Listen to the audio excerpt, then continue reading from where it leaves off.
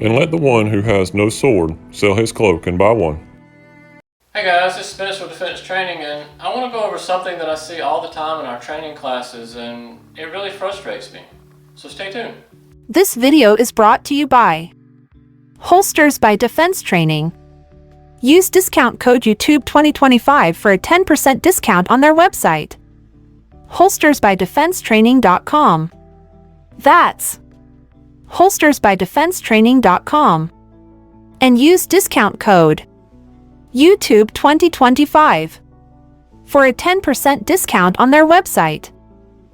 I get women coming to classes all the time, and their husbands have bought them a handgun they just don't like. The husband says something like, "I know more about guns than she does, so I can pick a good gun for her." 99.9% of the time, they make the worst choices. And the wife doesn't want to shoot it to pass the shooting, much less to practice, train, and carry it every day. I've had two ladies that their husbands bought them both, two different individuals, two different couples, bought them airweight 357s. Now, I told both of them before they shot them, they weren't going to like them, and their husbands basically told me to mind my own business and teach them how to shoot them. I said, okay, but just so you know, they're not going to shoot it more than once and ready to get rid of it. Both husbands didn't like me telling them that, but, whatever. And I took the women to the shooting line, each at different times. It's actually different dates. The classes were happening several months apart. This one lady, I took her out and I told her I was going to load one round in the gun for their safety, got them in a good solid stance, a good grip, and worked on sight alignment a little bit. In all honesty, I just wanted them to hit the backstop and feel what the gun was like. I didn't care whether they hit the target or anything at this point. I wanted to feel the recoil of this gun. We made sure they were standing in a good solid stance and had a good solid grip, made sure it was good and tight, and I let them take the shot. Now before we did this, I let them pull the trigger a few times to get used to it before they loaded it up, and one pulled the trigger and the gun almost flipped out of her hand, literally.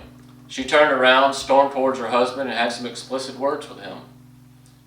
Now remember, they only had one round in the gun, so it was clear when she stormed off, and she was holding it safely for the most part. Now the next lady pulled the trigger, and it kicked back so hard for her, she slammed it to the ground. Again, remember, this is why I only load one round in these types of guns when ladies are going to shoot them, especially these smaller petite ladies like that, because I do know that this might happen. She stormed back to her husband and told him some words as well. They were pretty explicit, and both husbands were visibly embarrassed and were like, "Well, I guess you were right." I was like, "Yeah, been doing this for a while. I knew that was going to happen, and I knew this wasn't the right gun." To the one I said, he got kind of an attitude with me, so the one I said, had you listened to me to begin with, you wouldn't have a scratched up expensive revolver that you can't get your money back out of now. I asked them both, had they ever shot it before, and they said no, and I said, well, let's shoot it. I loaded one round in it for them, and I let them, the men, the husband, shoot it. And they both were like, holy crap, that kicks. No wonder they didn't like it. I said, yeah, just because it's pretty and lightweight doesn't mean it's what they need. Lesson learned. So men, this is one thing I want to tell you if you're watching this video and you come to my classes or anybody else's classes. You need to start letting the women have more input on this. In fact, we need to start letting them choose the one they like. Now I'm not saying not to give them advice, if they're trying to go for a Derringer or something like that, yeah, you probably don't want that, or a 357 airweight, you don't want that, things like that. But you want to make sure they're going to practice and train with these guns. What I'm saying is, go to the range, you can rent firearms for her to try and let her try them. Put everything aside, caliber, size, for the most part, capacity, etc. Let her find a gun she'll want to come to the range and shoot with you. If she chooses a .22 that she is willing to practice and get proficient with, that's what it's all about. Shot placement beats caliber all day long. There's been plenty of real-world studies to prove this, and I'm not going to go into caliber in this video. We'll do that in another video. I want everyone to understand that in today's world, it's going to take more than pulling a gun and showing it. You're going to have to shoot the attacker to stop them, and that's going to take a shot placement and speed, no matter the caliber they use. And that takes practice. And they're not going to practice with you with a gun that they don't like. And it'd be awful if the men are so stubborn to make them carry something they can't hit the broadside of a barn with and miss the attacker possibly hitting an innocent bystander, and the attacker doing whatever they want to do to them since they've run out of ammo and can't properly defend themselves any longer. That would be really bad. For some of the best legal self-defense coverage in the industry, check out Right to Bear Legal Defense and use discount code DTSC for 10% off. Follow the link in the description below and get some great legal and civil coverage at a great price. And I can't stress enough that the wives need to have a gun that they're comfortable with shooting, so they will shoot and get proficient with. I know a lot of guys that say a 22 wouldn't hurt a fly. Well, I have some advice for you. You contact me, we'll sign a dueling agreement, and then we'll load one up and let me shoot you with it, and let's see how that goes. And I can tell you how it's going to go. You're going to be dead. Simply because I have great shot placement and I can actually shoot pretty fast. And with that being said, I've said this to a few guys there, and they say, well, that's you, not them.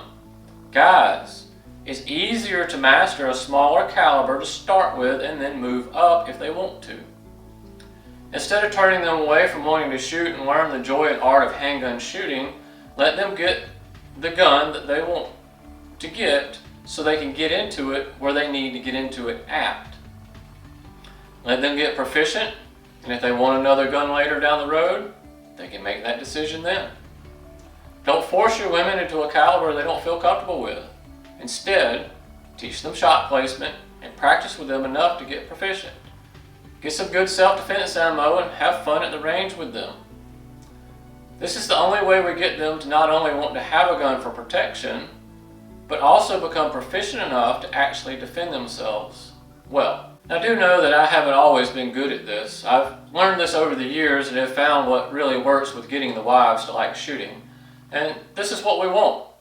Put our egos aside, our manly weapons aside, the ones that go boom real big and loud, and introduce our women to firearms the right way. If they have to start with a lower caliber, so be it. That's great. I put my mother in a 22 long rifle handgun, one, because that's the only thing she can shoot. She's got carpal tunnel and rheumatoid arthritis, but she can shoot that 22 pretty well. We need to start where they're at. Don't put them in some large, big bang gun that they're not gonna like. They don't like the recoil, they don't like the trigger feel. I'm a trigger guy. That trigger's gotta feel great in my hand. I need a nice, smooth trigger feel. That's what I like. Find something she likes, let her pick it out, and then start taking to her the range. And then when she gets very proficient with that, if she wants to move up, let her move up. If she doesn't, when she's proficient, she'll have the shot placement. It doesn't matter at that point anyway, because that's what it's all about. And you can go check out a lot of real world studies on that, and they prove me right. Alright guys, this is Special Defense Training. Stay safe, stay armed. We've been instructing firearm training courses since 2008 and offer South Carolina Concealed Weapons Permit classes, Church Safety Security Team training, Advanced Handgun Training, Ultrasonic Handgun Cleaning, and much more. Go to defensetraining.org for more info and to get signed up for a class. Also, make sure to check out our online store for our custom Kydex handgun and magazine holsters. We offer in the waistband, outside the waistband, appendix, and our new track appendix carry holster, as well as active retention magazine holsters, and other firearm and everyday carry accessories. Check them out at holstersbydefensetraining.com. We hope to see you at our next video.